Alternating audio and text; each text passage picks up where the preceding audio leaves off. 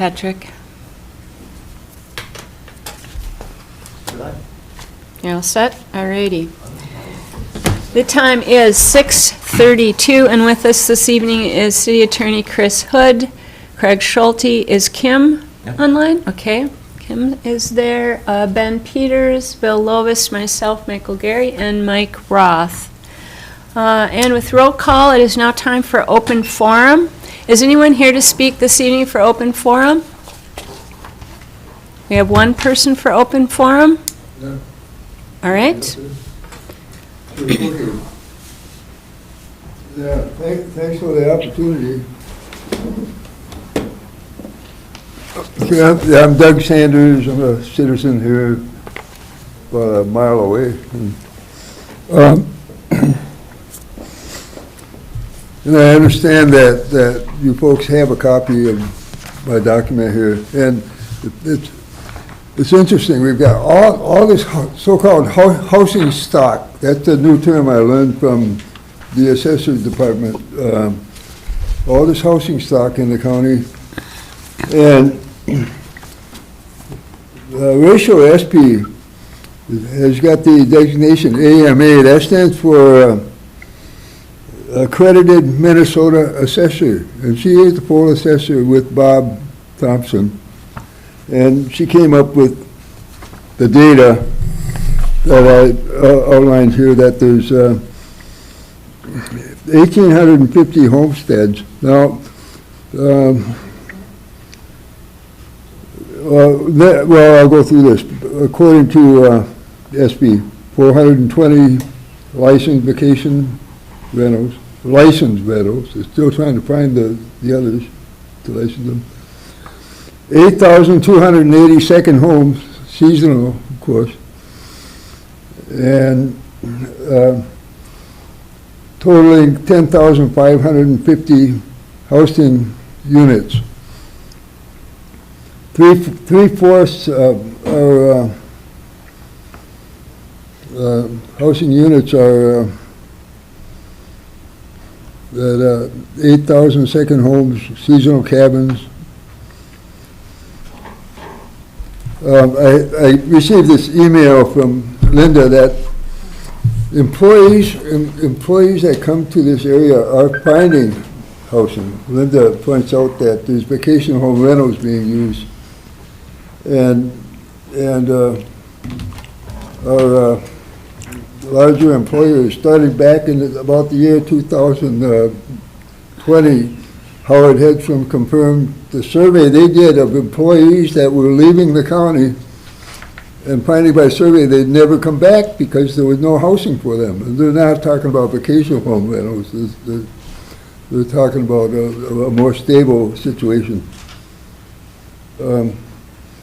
We have Linda here that could attest that chamber members are looking for housing for their employees, and we're fortunate that we've established in our small community an HRA with Jason Hale is here.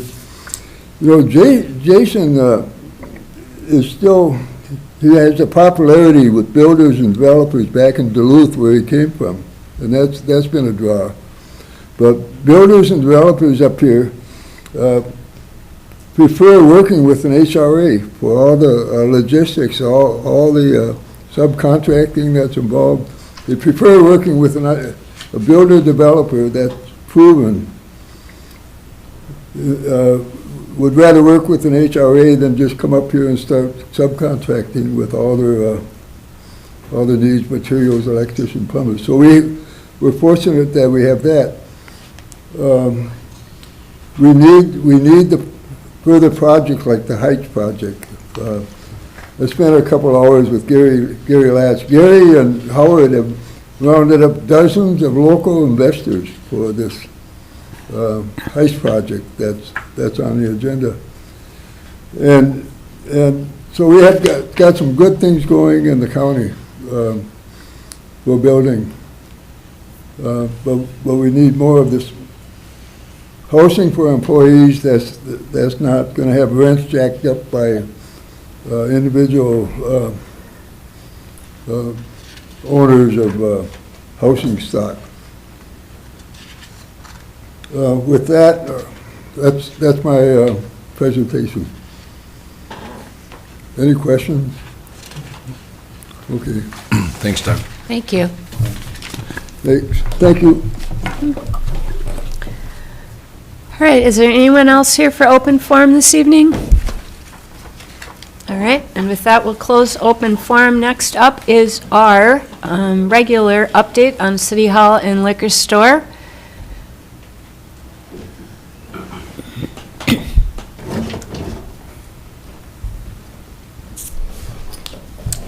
Thank you again for having me here. Again, my name is John Hagenmiller. I'm work for McGough Construction. I'm the site superintendent for the City Hall and Municipal Liquor Store. Just here to give you a quick update on the progress of the project. We're almost complete with the exterior walls. We have a few small ones to do. We're spray foaming the exterior walls and the parapets at this time. That should be going into possibly next week. We're installing curbs and gutters and sidewalks at this time. So hopefully in the next week, we'll have the sidewalk back open, get rid of the Jersey barriers. And upcoming items, we're going to start interior framing soon, probably late this week, early part of next. We're starting waterproofing on the exterior walls in the next few days. And roofing, or we're going to start the roof carpentry of the parapets starting next week. And on 10/7, we're scheduled to start the roofing for the main roof. And we're actually going to start stone base at about the same time. So that's just a quick update on where we're at for progress. And it was nice to see the mayor stop by yesterday and got her showed her the new floor, or the polished floor. Yeah. So we got our first grind on it. We'll be finishing up after we're done with drywall and painting, and then we'll put the polish to it, so. Yeah, well, it's fun to see and walk around, and brought my cousin along, so she had more fun than she anticipated for her day, and that was neat to get inside and see. You can actually, see where everything's going to be. Yeah, so it's fun, thank you. So if anyone wants to step down, please do. Just get your hard hat and a vest, and we'll walk through the building. Thank you very much for your time, and have a good evening. Thanks, Too. John. Thanks. All right, with that, we'll move to the consent agenda. Would anyone like to make a motion on the consent agenda, including the additions of the added bills that were sent later? Yeah, I would make that motion to add the bills to our consent agenda. All right. I'll second. Okay, any further questions, discussions, anything on bills or meeting minutes? No. All right. All in favor of the consent agenda as amended? Roll call. Craig? Aye. Ben? Aye. Bill? Aye. Michael? Aye. Aye. All right, with that, the consent agenda is taken care of. We'll move on next to the public hearing for the tax abatement. This is Resolution 2024-42. It's abatement. Not too far on that one. Hang on a second. Get to the right page where it all starts. Their lovely definitions. That's the agreement. There we go. All right. We have our policy, we have our resolutions. There we go.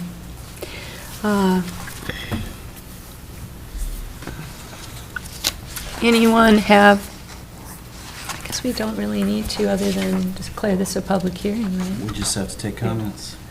Yeah. So then that's that. Anyone here to make comment? Excuse me. For public hearing?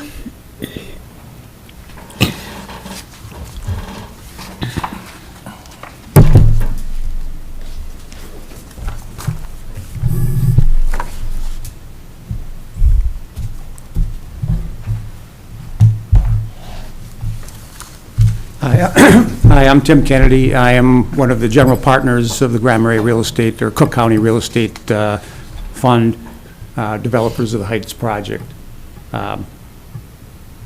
We've been working on this for a long time, both the city, the real estate development group, and a lot of others, but we're trying to get this finalized. Tonight we're here to ask for support for the tax abatement. That's a critical element of our financial package to put this project together for this 36-unit apartment building. I don't want to go into the details. You guys know well enough about the process and tax abatement, how it works. But just to let the public know that tax abatement is a tool that cities and counties have to utilize in working with developers that are trying to put together projects that are valuable in a community that just may not be able to quite make it without the assistance and cooperation that tax abatement offers. We all know that housing is an important item. We're seeing the development of the Gunflint View project. It's exciting to see that progressing. We think that we're going to have a similar project that's going to offer 36 units, to provide additional needs that have been identified. We've been working on this project for over 2 years up at this point, and this week we're actually advertising bids for a general contractor. Those bids will be opened in mid-October. We're well on our way to getting this thing going and seeing construction started in the spring with occupancy by midsummer next year. We're excited about it, but we need this tax abatement to help with putting the financial package together.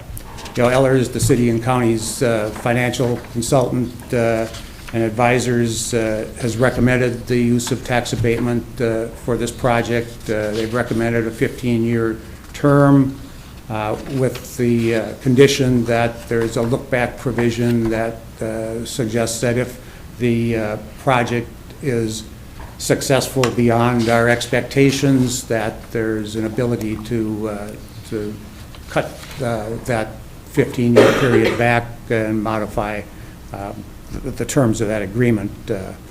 Yesterday the county commissioners approved a similar resolution to what the city is looking at tonight, and they approved that, and we're excited that they did that because it fills in one of the two last pieces with the financial package that we need. Tonight we're asking for the city's support and cooperation in approving this resolution that would use tax abatements and put us on a path for development.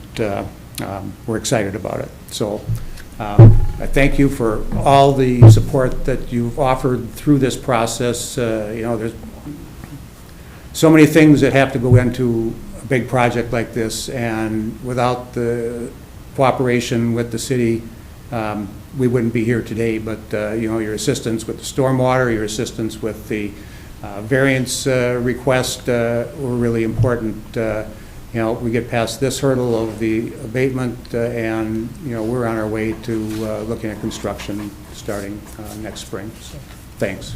Yeah, thanks, Tim. Thank you, Tim. Anyone else? Excuse me. Would anyone else like to speak this evening? Something different, additional to add? I'm here to support, but I don't need to speak. Okay.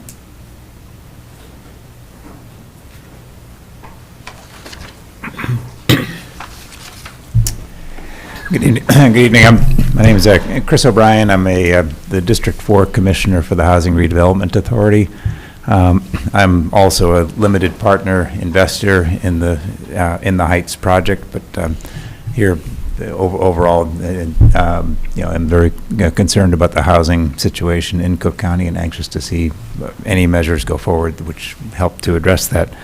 The Heights Housing Project is a vital initiative for both the city and the county, aimed at addressing the need for more affordable housing while promoting sustainable community development. So offering the tax abatement for this project provides several benefits to the city, its residents, and the overall economy of the county. We're all familiar with the fact that for decades we've had a housing shortage, limited options for families, seniors, and workers. So the tax abatement policy helps to address the affordability option by reducing costs for the developers, making it feasible for them to afford to offer housing units at affordable rates, and that is obviously crucial going forward. We need housing for workers in the county. The city, the Heights would help to ensure that housing options for workers in vital sectors such as healthcare, education, tourism, and local businesses. Offering a tax abatement signals that Grand Marais is committed to supporting development that benefits the community by lost my place there. By reducing the tax burden on the Heights, the city can incentivize developers and investors to continue investing in local projects, fostering a positive environment for future housing and commercial development. Over time, that'll increase the tax base and bring in more revenue for the city. I think that the tax abatement can help this and other future developers allocate more resources to environmentally sustainable building practices. That's a particular interest of mine on the Housing Redevelopment Authority, is to address the challenge of the additional upfront cost to capture long-term savings in housing projects going forward. An abatement provides the developer with a break that allows them to afford more energy-efficient designs, renewable energy systems like this project, and aligning with the city's environmental stewardship and long-term sustainability. Finally, the tax abatement is a proactive measure that will address the need for affordable housing, support local economic growth, and foster a thriving and sustainable community. By easing the financial burden on developers, Grand Marais can take a significant step toward ensuring that Cook County remains a place where all people can live, work, and prosper. The strategic investment in our community's future will deliver lasting returns in terms of social, environmental, and economic benefits. That's Thanks, Chris. Thank you for your time. Thank you. Anyone else care to speak this evening? I will.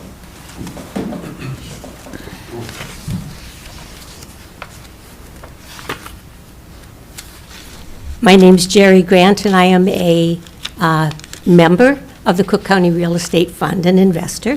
And I do not know a lot about tax abatement. It's quite complicated. My whole knowledge could be summed up in about 5 sentences. But the most important one here tonight is that I understand that tax abatement is a way for community governments to support builders so that they can complete projects which would otherwise be financially out of reach. And also so that in housing projects, when the units are completed, that it will help with affordability. And for that reason, and because we all know that housing is needed here in Cook County, I ask you to support this tax abatement request that we are making tonight. Thank you. Is there anyone else who'd like to speak this evening? All right, and with that, I'd like to make a motion for Resolution 2024-42. I would make a motion to, Mayor, could we close the public hearing? Oh, I'm sorry. Yes, Chris. With that, is there Oh, anything more than me simply closing it? nope, that's it. All right, and with that, then I'm going to close and am closing the public hearing for Resolution 2024-42. Thanks, Chris. So we just close. Now you can do your thing. Now we can do our motion. All right. Now I will make a motion to approve Resolution 2024-42, tax abatement. Second? I'll second. All right. Any further discussion? Any questions? Craig? Yes. Oh. No, I don't have any more questions. Questions? Okay. We're voting. I vote yes. Thank you. We're right on top of this. Ben? Yes. Bill? Yes. Michael? Aye. Yes, aye. And with that, it passes. Thank you all very much. Thanks, everyone. Thank you very much. Next up is Arrowhead Animal Rescues, our draft service agreement. And this is a discussion topic for this evening. Hopefully everyone's had a chance to look through this, see if there's any thoughts, changes, edits to this.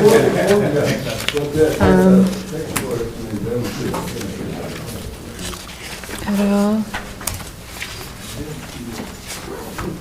Just want to point out where this is at in the process. Thank you. This is our draft. We have not shared this version with AAR. And so the purpose of having this draft at this stage in front of you now is just to talk a little bit about what the operation really might look like, what sort of requirements we might want to have, what our expectations are, as a way to prepare for sitting down with them and talking about this draft, and then preparing one that you could actually consider adopting. We're not asking you to adopt this one.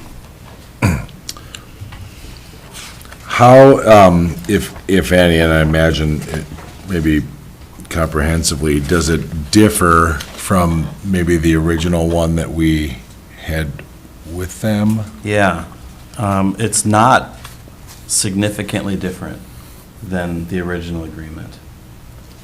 I think there are some important ideas that are a little bit different, and really it's that idea that I think is worth more talking about than the actual language in the contract. Okay. That what is this facility, and what do we need to provide as a city, and what is this going to provide, and so we're calling it an animal pound facility, and we're saying in this contract that there are city ordinances and statutes that create some demand for this animal pound service.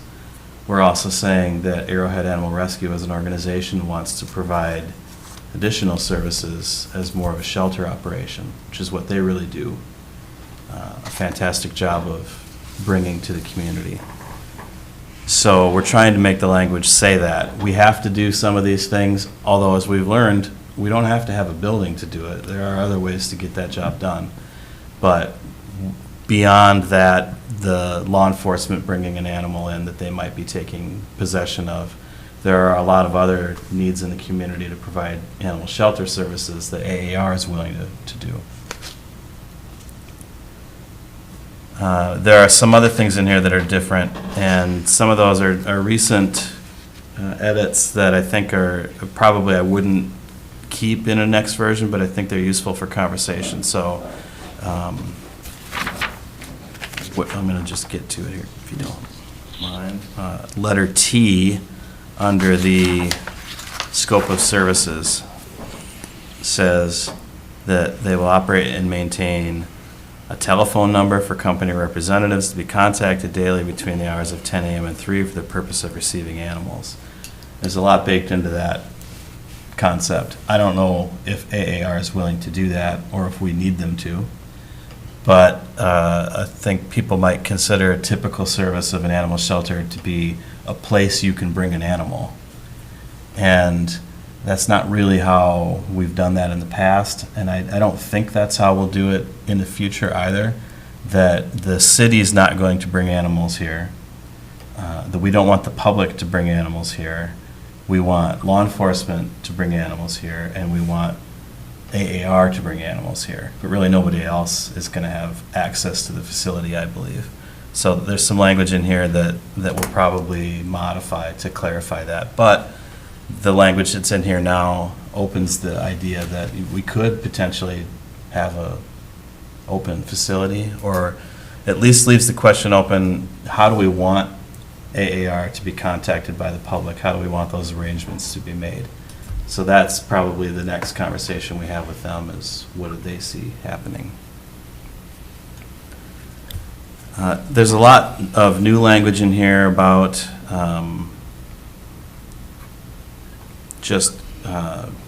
I'd say updated legal language from the last version, which was close to 14 years ago when it was written.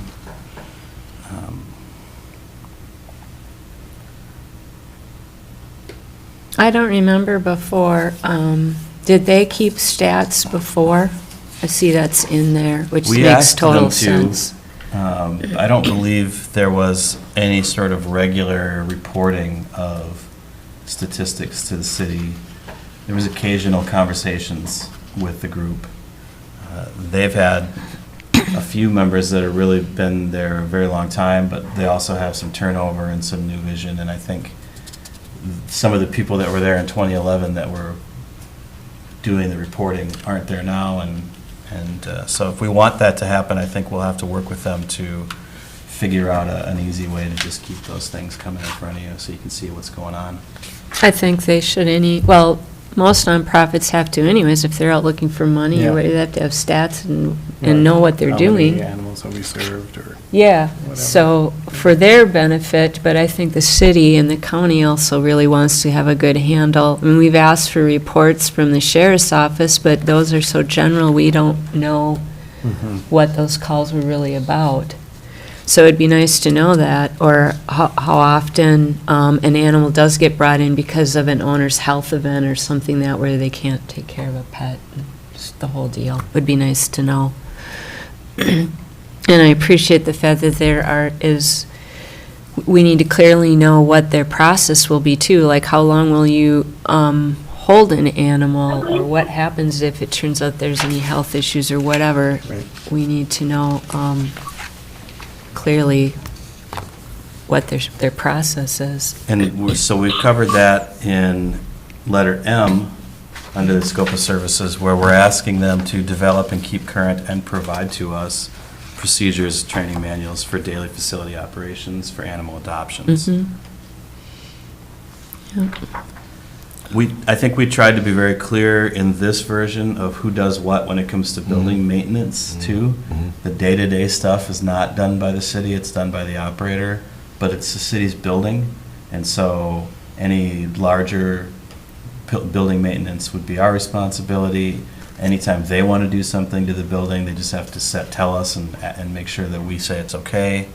And then we're paying for the kind of the building operation costs, utilities. They ask us if they need snow clearing, that kind of stuff. I expect there'll be some conversation with them about that as well. But I like that it's specific in this contract, and I think the contract we bring to the city, we'll try to keep it that specific. So that's definitely something I've been hearing from them, is they want clarity about who's going to do what. There's been a little lack of that, I think, in the building construction, that I appreciate everybody's patience to get through, but there's no need for us to have to worry about that on an operations basis. Yeah. So the improvements they do intend to make to the interior of the building to make it work as a holding, does that just become part of the building? Or is that something, if for whatever reason their contract ended, then they would remove that? Like you put in dog kennel, does that stay? Or? Well, I think there's different levels of improvement, some of which might be personal property that would go, and some of which are permanent improvements that would stay. So for dog kennels, for instance, that stuff is pretty built in. I don't know whether that'll be true for all of the types of facilities they use. They may have crates that they're using for some things. And I expect that's going to change over time too, as if they run into a need for more resources to build the space out, and we have to start with some version of it that's maybe not quite fully built out, then there might be some more personal property that's being used for that kind of eventually changes to permanent improvements. Or if they improve outside for runs and things in the outside. Yeah, if there's a landscape. fence on the property, that's a permanent type improvement. So there's vision that goes along with this, that's the entire reason we, the city, are involved in this project, is to provide this service. And we don't have the same vision about what that service is that AAR does. They really have a much higher level of service that they're willing to provide, and we're cooperating with them to do that. And it's really the only reason we are building this building. So even if for some reason this contract didn't continue, or so there were some changes in the group, This model, I think, is what we'd be looking for, is some local group that has the energy and the passion to do this, to continue to operate the space. I can't foresee us wanting to go a different direction, operate it ourselves, or do something else with the property. It's really all about what AAR wants to do with it right now. Getting back to your first piece around contact information, so just on an aside from that, what is the agreement is it just that, let's say the sheriff's office does pick up a dog and needs to deliver it, they Yeah. just do it themselves, or is it essential then that someone from there meets them at that time to get it checked in and whatever? It's gone different ways. I don't think that it's always that someone from AAR is there to meet them. But it's been a few years now since we've had a building, so I think we can revisit that question and let's listen to AAR and how they want to do it.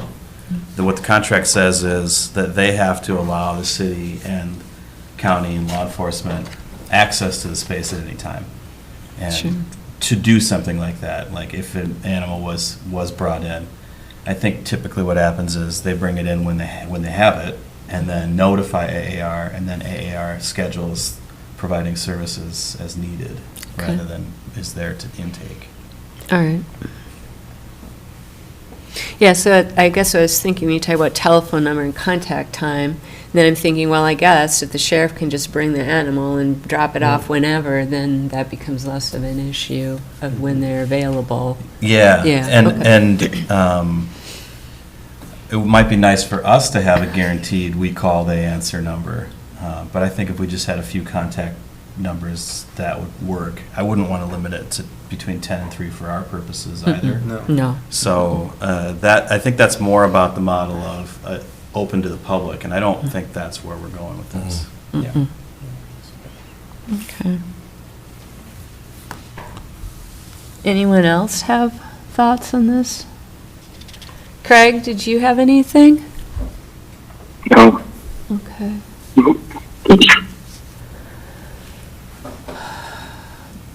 If there's no important feedback, then Bill and I will just schedule a sit-down with the AAR folks and have some conversations about what do we need to do to get this language right and get you a final draft version to consider in the near future. Okay. Great. I would like to get that done as soon as possible, just knowing how for them it's been kind of a rough ride. It's been out, yeah. I think the basic framework looks pretty sound. Good. You know, might need some tuning here and there, but I think there's a good frame to work with. Yeah, it'd be good to get this part finished up, and then they can keep doing their stuff. And the rest of their building stuff's going okay right now? So far as I know. Okay. It is. It's nice that it's a nice fall. Mm-hmm. Yeah. Yes.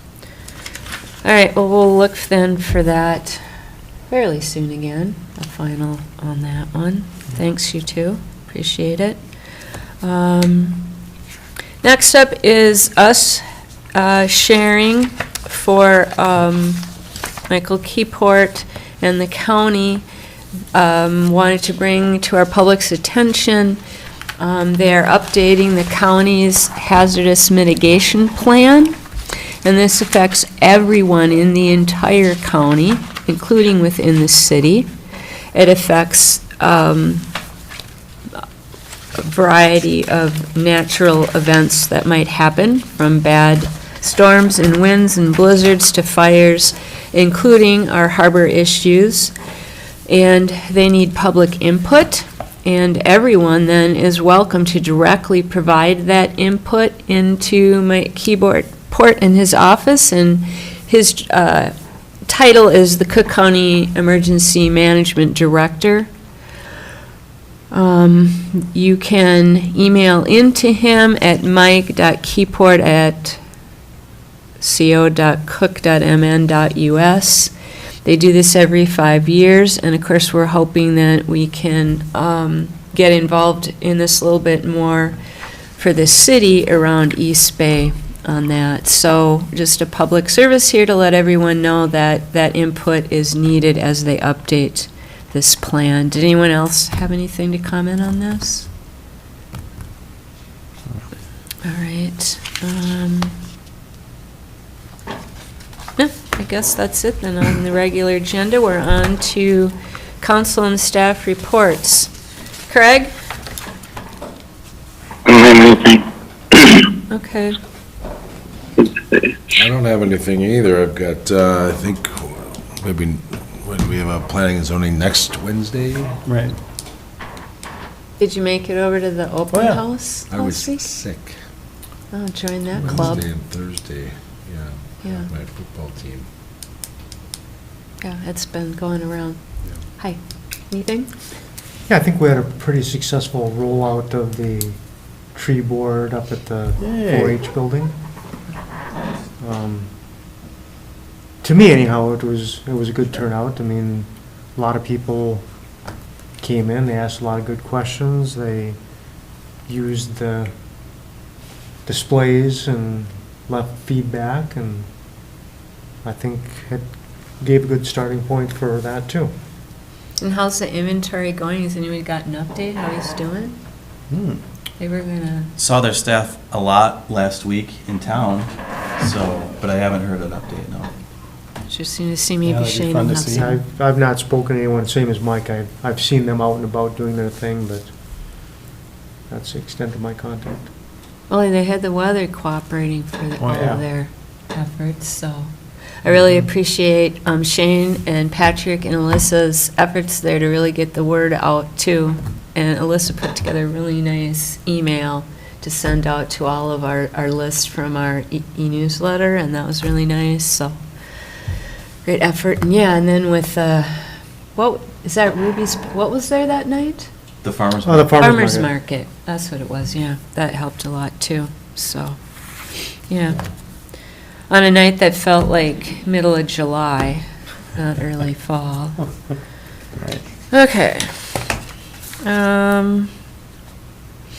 I have an update, well, and Mike can kind of add to this as well, in case I don't have this very well, but wanted to give everyone an update on where we stand with our short stay rental ordinance. Yeah. So the county, with Tim Nelson's retirement at the end of 2025, and they're redoing how things are going over there to some extent. Tim has decided he does not want to, at this time, take on a joint agreement with the city for licensing. And so we have some options. I know Mike's had several conversations with the county administrator, trying to see if there were other options around this, or if this is a matter of us waiting till some of that gets reset with staffing and all their needs, and maybe that's a smart approach to that. I'm not sure. I know we have just one or two that you need to take action on, and some notifications, but at this point, we can talk, if someone has some other ideas, we can put it back on the agenda formally, but I just wanted to give everyone an update of where that was at for right now. So, did you have anything more you wanted to add? Hopefully you all read that in last month's administrator update, but I just would add that I think Tim's concern is that they wouldn't have the existing resources to take on the workload of how many licenses they expect the city to generate, and that in order to increase the resources, they get stuck in between a whole number of positions. And that's not a good plan to think about trying to hire a half position. So because they might be considering some sorts of reorganization next year with Tim's leaving, it's a better time for us to think about, is there other resources that we might need to borrow or buy from them? Is there some way that we can bring more to the table to make that a whole position? Is there something else that they decide they need? So there's just a better opportunity because of that conversation to figure out how to handle that additional staffing need. And I think they have a handful of questions that are similar like that, with the Parks and Trails Commission and the Sawtooth Bluffs and those sorts of positions that have all kind of been little half positions that people have absorbed into full positions that they've moved around a bit. And so we'll keep talking to them about how to make it work. And what I'm asking now is okay, we wouldn't ask to do what we did, but could we borrow 20 hours or 50 hours a year of time, or just some kind of access to the expertise that they're developing, and we'll see how that goes. And I wanted to bring this out at our meeting because we've spoken about this, we've had a plan, we had a timeline, and I hear from the general public, why isn't this happening? We want this set up, and so I wanted to make sure we had this brief conversation, and I was unaware that that was considered only a part-time position, so I didn't know that that was, they were doing. So that was a learning for me. All right, and then the only other thing, just so we don't forget, it's time to get the time capsule ready for the new building. So if anybody has some fun ideas of what groups or whoever we might want to bring in on that to make a contribution, we can be putting our thinking caps on, and by next meeting, we should be sending something out or have a little plan. Yeah. We're ready to go. They have the spot all set for us. So. I love this. Yeah, so that is all that I have. What about the state of the range? Well, join the SIC club. Oh, Mhm. sorry. So good. Yeah, so, Oh, rats. yeah, so sorry about that, but, It's okay. Who mhm. cares? I don't have anything. My Okay, meeting's tomorrow for the library. okay. What have you got, Mike? You saw it all on the agenda, and it seems like it worked out pretty well, so that's Okay. good. All right. That's good. Well, with that then, this meeting adjourns at 7:14. And we're that a all record? set. All right. Thanks, Chris. Have a good night, everybody. Good night. Bye. Good night, guys. Good night, Craig. You're not going to set a record.